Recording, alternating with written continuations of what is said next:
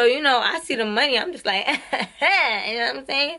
I'm just like, okay, getting to it now, you know? Hey girl, hey, it's Tiffany B. Welcome back to my channel. In today's video, I'm giving you guys a story time. Hey, I haven't done story time in a minute. It's been a long time. I feel like I don't tell stories good, but apparently you guys like them, so I'm gonna do them. It is what it is. I feel like my life has very exciting stories, but I didn't know what they were. But I feel like I had something good to tell, and I actually do. So I was going through my pictures the other day, and I came across an old meme, and this meme just so happens to be of me. Moi, Tiffany B, and they should be Club B. Ooh, by the way, before I start this video, this necklace right here is from Jolly's Jewelry, and then my top is from Different Demeanor, because I know you guys are gonna ask so many questions about it. So this is gonna be a story time on the time that I became a meme and I went freaking viral. Okay, I'm talking about I had people from other states hitting me up about this meme, talking about, is that you? Is that you in that meme? And the worst part about this whole entire story is this was around the time where I was hiding the fact that I was a dancer. So the fact that I came out as a whole meme and nobody knew that I was doing this was so humiliating to me at the time, but now it's just like, I don't care, and it's a funny story to tell, so let's talk about it. This story took place at a spot in Queens that I will never ever even step foot in again. Ew, that spot was just disgusting, honestly. But like, there were a whole bunch of amateur dancers there, so it was really easy for me to make money. They were like really like amateur dancers, like too afraid to do anything, so I was just taking up all the money in that spot, you know? More for me, easier for me, thank you. This is actually on New Year's, so you know the clubs are really lit on New Year's, and this group of people came in. So there were girls, there were guys, there were people who were dating in the group, and there were people who were just friends. So there was one girl in particular who was in the group, and I actually followed her on Instagram. So I went up to her and I was like, are you such and such on Instagram? And then she started laughing. She was like, yeah. And I was like, oh, I follow you because we follow each other. So, you know, we started talking or whatever, and she was really cute. So we started talking and it was cool or whatever, but being that they just walked in, I gave them their time, you know. They needed to settle in. They didn't have any bottles or anything like that, so I didn't want to be all up in their face. I don't like to just jump on people and make it seem like I'm forcing them to give me money and stuff. I want them to, you know, get a drink, get settled in, relax, chill out, and then when you're ready to have some fun, I'll come on over. When you know, you just get the vibe that, you know, people just want to get settled in and it's kind of time to walk away and come back when it's appropriate. So I had walked away and it was a minute before they got settled in and even started spending any type of money. Like, I was kind of getting discouraged because it was really dead that night, and even all the girls in the club were like, oh my god, it's so dead, it's so dead, it's so dead. But then the girl who I was talking to before that I recognized on Instagram, she came up to me, she was like, come here. Like, she was looking for me because I guess she liked the fact that I was very friendly to her, so she was looking for me so she could, you know, start spending money on me. And I really appreciate that. So it was her and her homegirls, and you know, they're spending money on me. They're having a good time, you know how people are in the club, like, you know, they get hype, people record things, people take pictures. So that was kind of the vibe for the whole entire night. Record, take pictures. It was New Year's, they were spending a lot of money, they had bottles, people are hyped. It is what it is. You know, I was enjoying the vibe, and it was crazy because I had that entire VIP section to myself because the rest of the girls in the club were too afraid to come up there with me. Like, when I say I had that entire section wet, I was swimming, okay, backstroking in the money. They spent a lot of money. It was a group of at least 12 people there, and it's New Year's Eve. Are you kidding me right now? I don't know. That's why I was just full of a lot of amateur dancers who obviously didn't know what they were doing, because I went home with a bag that night, and I think I was the only person that made money.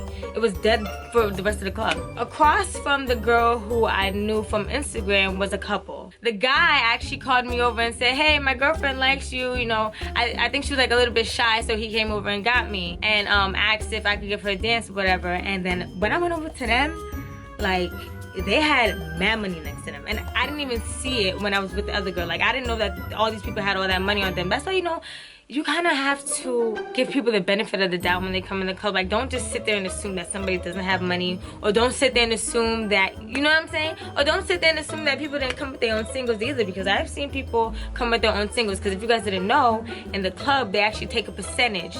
So if you give them a $100 bill to get 100 singles, you're actually gonna get 90 singles, and some people don't like that. Don't assume, and some people give you hundreds, so period. Some people don't throw money, some people only get big bills. So, you know, I see the money, I'm just like, you know what I'm saying?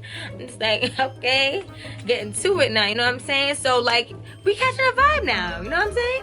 How how many times am I gonna say, you know what I'm saying? The girl was mad cool. Like, I'm not even saying hold you. You know, we had some champagne together. You know, it was just a vibe. And the whole entire group of friends, they were really nice to me. Everybody pretty much liked me, and it was easy after a while. There were no other dancers there, so me by myself, I'm cute, I'm fun, I know how to be a vibe. I'm always the life of the party. Look at this picture right here. Me and my cousin Sweet 16. I'm always the life of the party. Everywhere I go, I like to be the life of the party. I like to have all eyes on me. I'm that type of person. The girlfriend was like, oh, can we take a picture? Can we take a picture? So I'm just like, yeah. You know, I wasn't thinking that they were gonna post this on Facebook and it was gonna go viral. You know, I wasn't thinking that.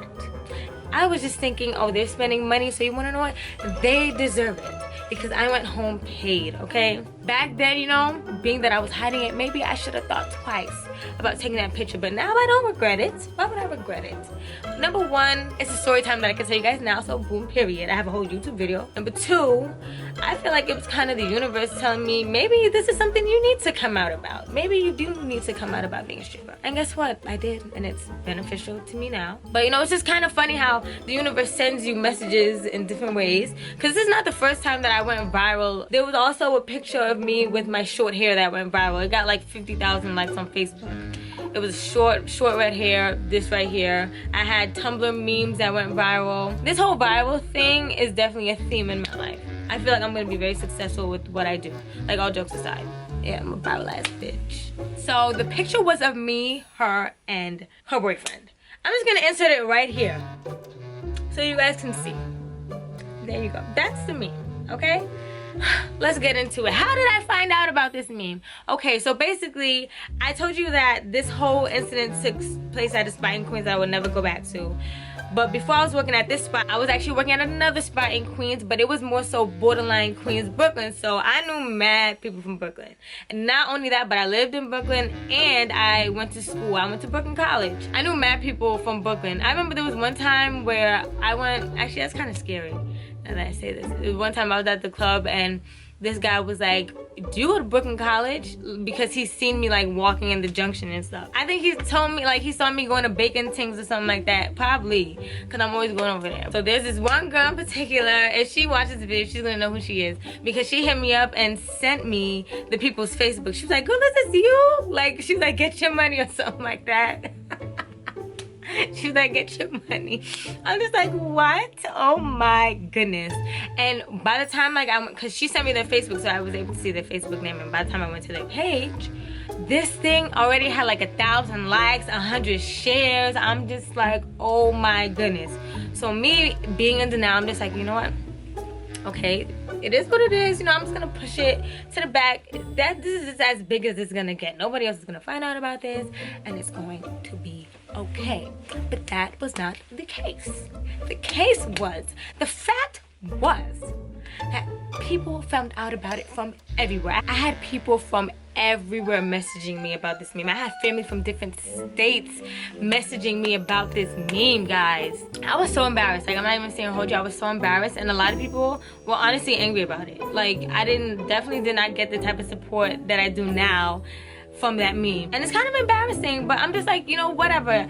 I'm popular enough to go viral, then that's it, period. Attention is attention. Whether it's good or bad, use it to your advantage. And there's a lot of people who benefited off of negative attention. You pick the path you want to take. You want this to make you, or you want it to break you. But it definitely upset me. I had to come up with so many lies. Like, I was just lying back to back to back trying to explain this thing, you know me, because back then I was saying I was a bartender, but obviously not.